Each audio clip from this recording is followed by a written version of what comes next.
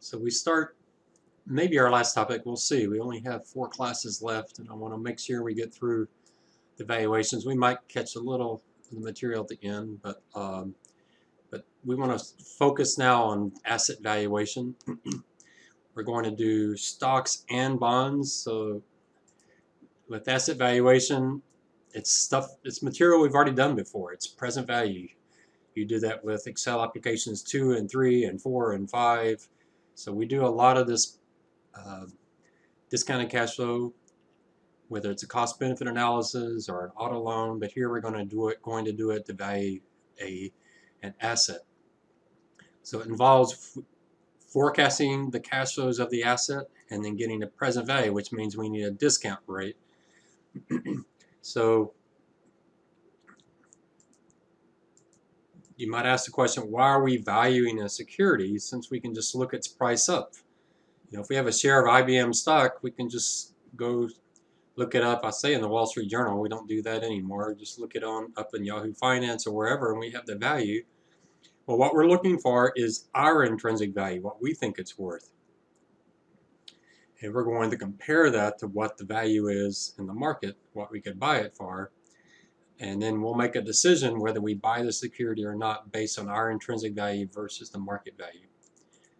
That's what investing is all about. So when we buy a security, we think it's a good deal. We might value a security at $100 and we can buy it for $80. And we say, wow, that's a great deal. I think it's worth 100. That's what my present value of future forecasted cash flows is. The person selling it to us, they might think it's not worth $100 or $80. They may think it's just worth 60. So they're selling it to you for 80. They're happy because they think it's only worth 60. You're buying it for 80 because you think it's worth 100. You can't both be right. And so, we'll find out in the future. We'll see how the firm does.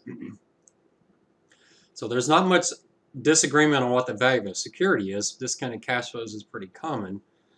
The disagreement comes in with the assumptions. What is the forecast of future cash flows?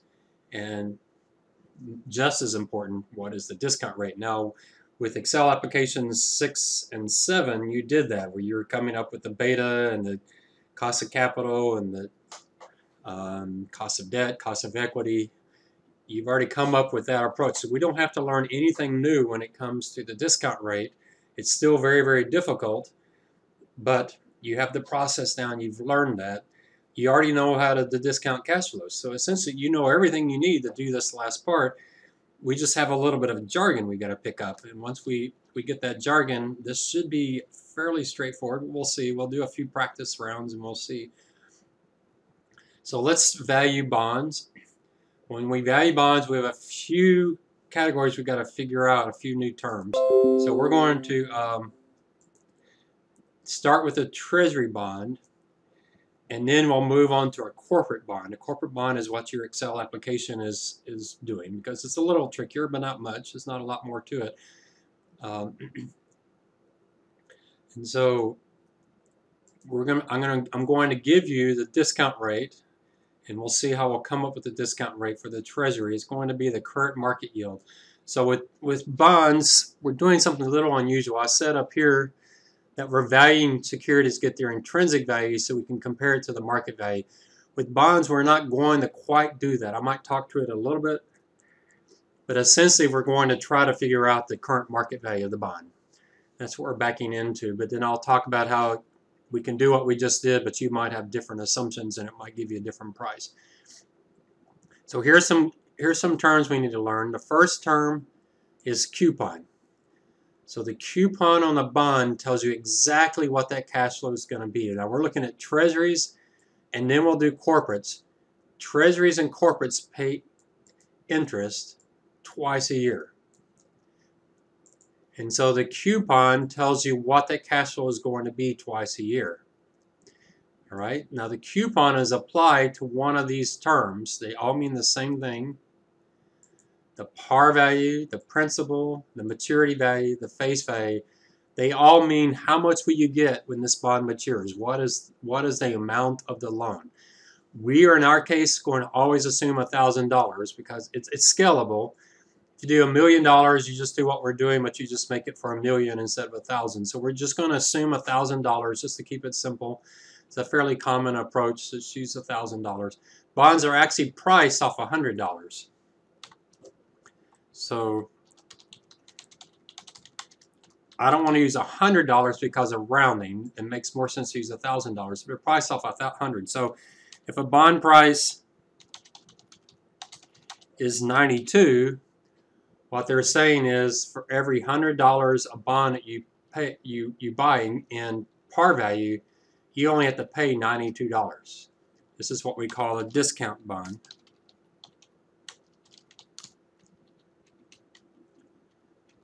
Because you get to pay $92 for something that's going to pay you back $100 in a few years, so you're getting it at a discount. If the bond price is at 102, then you pay $102 for $100, so you're paying $102, but you're only going to get $1,000 back in the future. That's called a premium bond, and we'll look at when a bond is a premium bond and when a bond is a discount bond. Most of the bonds we're looking at are going to be premium bonds because interest rates are so low right now, and you'll see that when we do the numbers. So they're priced off 100. That's what you'll see them quoted at 92, 102, 105, 96. But we're actually going to use $1,000 as our par value of the bond. Now, since coupons are paid twice a year,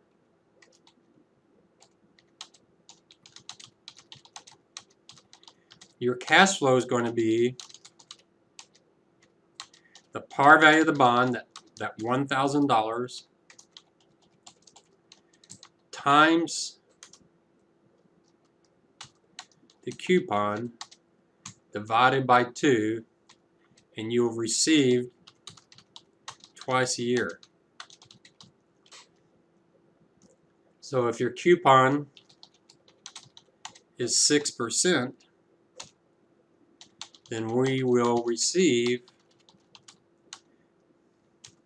$1,000 times 0.06 divided by 2, or we'll receive $30 in 6 months,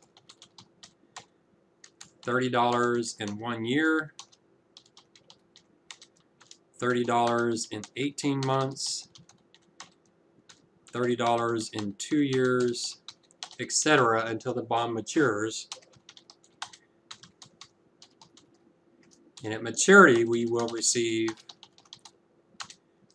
$1,000 plus the $30. So at maturity, if it's a 5-year bond, then in 5 years, we'll receive our $1,000 back plus the last half coupon payment. So every 6 months. So since bonds, and just from now on, just assume if it's a Treasury security or if it's a corporate bond, almost all of them pay coupons twice a year. It's not true of everything. I know you have auto loans and mortgages. Those pay monthly, usually are monthly, so it's a little bit different. But corporate bonds and treasuries pay interest, pay coupons twice a year. All right, so we'll set this up in Excel and do it. Rather than going through all this, we're just going to do one. One last thing we have to know is the effective yield. The effective yield is 1 plus the current yield, or the market yield. We use that term interchangeably, current yield and market yield, divided by 2, raised to the second minus 1. You'll just have to know this formula. Not a difficult formula. The only reason we're doing this is because coupons are paid twice a year. We want to actually compound that coupon an extra time, so twice a year. And you'll see the effective yield is what we're going to use to discount the bonds. So what we're going to do is we're going to actually price a bond. So let me set up an Excel spreadsheet. I'm going to pause it, and I'll set up Excel, and then we're going to price. So pricing a Treasury. You're going to notice in the Excel application you're pricing a corporate, but we'll do that here in a second. A Treasury bond. So again, we're saying the face, the par, the principal, whatever you want to call it, the maturity value. We're going to say that's $1,000. All right. And let's say the coupon, let's say, is 6%. They say, wow, that's a really high coupon for a Treasury bond. Let's say this is a 30-year Treasury issued 25 years ago. So 25 years ago, Treasury rates probably were 6% or even higher. 25 years ago is what, 1995? So yeah, probably 6% or even higher. And so because of that, the bond was issued 25 years ago, so it was issued at 6%, but today interest rates are much, much lower. So you might say, well, it's a 30-year Treasury, but it's really not. It's really, at this point, it's a 5-year Treasury, but with a really, really high coupon. Let's say the current yield on Treasuries, so if you went in and looked at Treasuries, so I'm going to do the Treasury yield curve.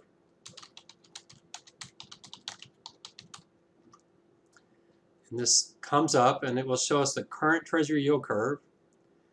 There's the 5-year Treasury, so there's 5 years left, so that's what we want to use. The current 5-year Treasuries, only 0.36%.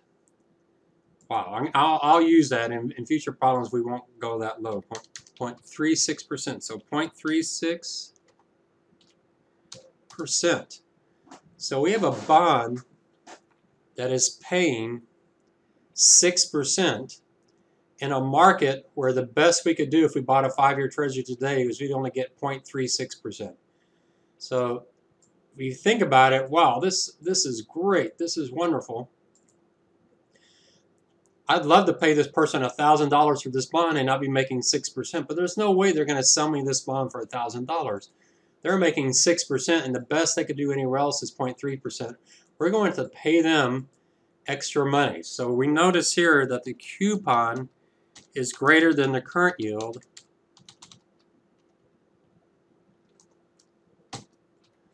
So this will be a premium bond.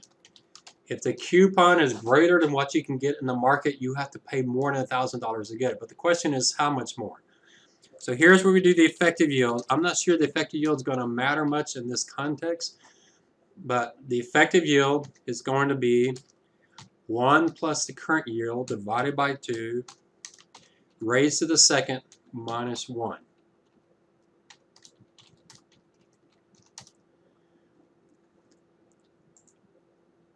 So it looks like it's still 3.36%, but it's actually 0.3603. When the number is so low, the effective yield doesn't add much. The effective yield will always be higher than the current yield. Maybe not by much, but will always be higher than the current yield. So this is what we're actually going to use as our discount rate. And so what we're going to do is set this up. Hopefully this will look somewhat similar. The first column is going to be time, similar to what we did with the cost-benefit analysis. The next column will be cash flow, very similar again to what we did, the discounted cash flow. The next one, what we're going to do is the discount factor, a little bit different than what you did with the cost-benefit analysis. And then the last one is your discounted cash flow. So let's set each of these up, and then I'll show you at the bottom. So we're assuming it's 5 years ago. We get a coupon every 6 months. So you want to start with 0.5, and you want to go out to 5 years, but going every 6 months. So 0.5 years, 1 year, 1.5, 2, 2.5. So here you just take the previous and you add 0.5. All right, so I'll put the formulas at the bottom. So you start with 0.5 and you just add half all the way down. Then your cash flows, where our cash flows are going to be the coupon, $1,000, times, the principal, $1,000, times the coupon divided by 2. And then you just bring that down all the way down. So you notice in the second column, I just referenced that first cell. In the second row, I referenced the first cell. Now bring that down. But then the very, very last time, we add the $1,000 back.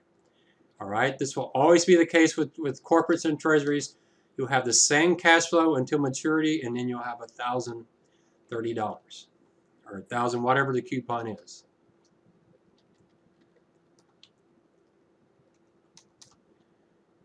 So you take the C2 is the principal, times C3, the coupon, divided by 2 because it pays twice a year.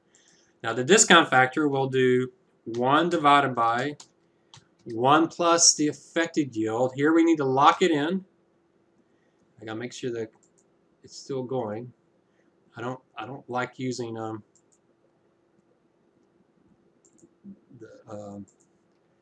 the function keys because it sometimes messes up my camtasia. So I'm going to avoid the.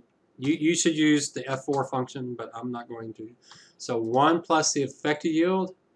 I'm going to lock that in with the $sign, and I'm going to raise it to the time, and go out 4 decimal places. And you can copy that down, and I'll put the formula here down at the bottom again.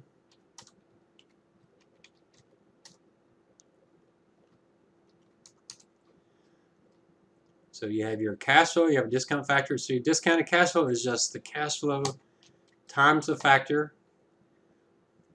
And you can just copy that down.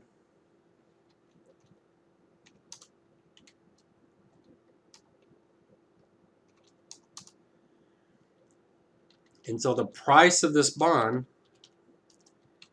is nothing more than the sum of the cash flows.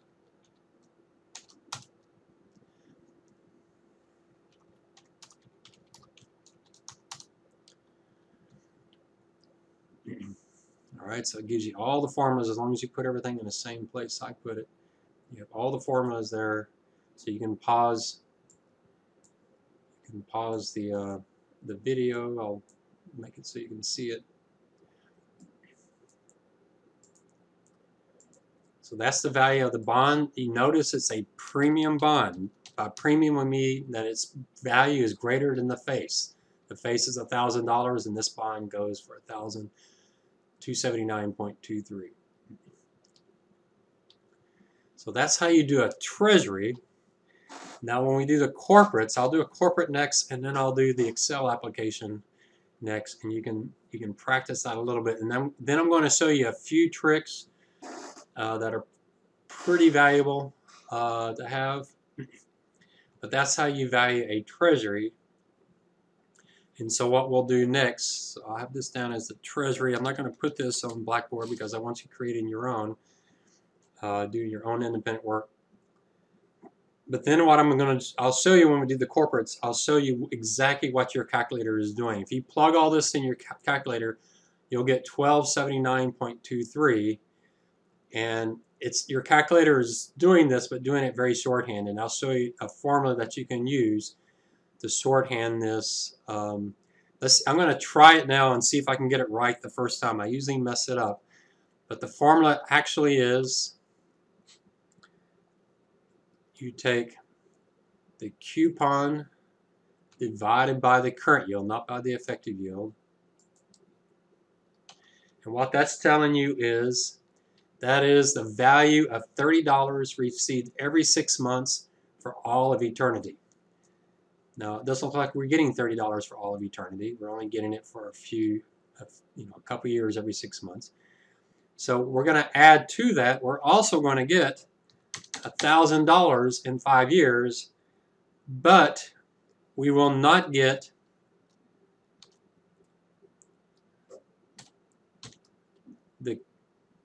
the $30 for all of eternity. So what we're going to do is we're going to add the $1,000, but we're going to subtract the $30 after year 5.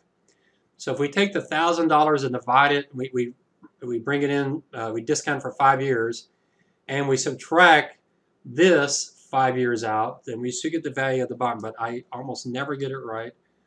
So I've already see I've made one mistake. There's one thing I forgot to do. We have to divide this C4 by 2 because we're getting this current yield is so low, I forget to do that. So it's actually the coupon divided by the current yield, but divided by 2 because we're actually getting our discount rates actually half of this because it's every 6 months. So that's what we're going to get, but we're going to discount this second part by 1 plus the current yield divided by 2.